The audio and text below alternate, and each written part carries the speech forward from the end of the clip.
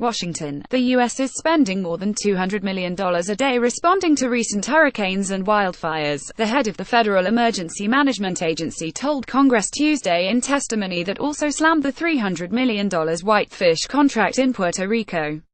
FEMA Administrator Brock Long told a Senate panel that about 25 million Americans had been impacted by natural disasters in the last 50 days, with more than 4 million now registered for emergency aid.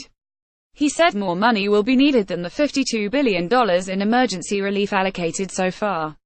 He also sought to distance his agency from the controversial $300 million no-bid contract awarded to Whitefish Energy Holdings, a tiny Montana company.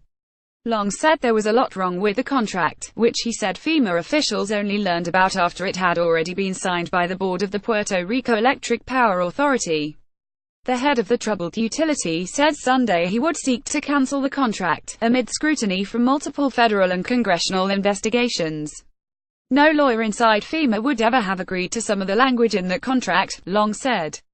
Pressed by members of the committee on how FEMA would ensure that electricity service on Puerto Rico is restored as quickly as possible, Long said he would need additional legal authority from Congress to spend federal funds to rebuild the island's power grid better than it was.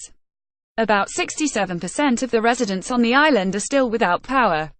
Federal officials said their goal is to have electricity restored to at least half the island by the end of November.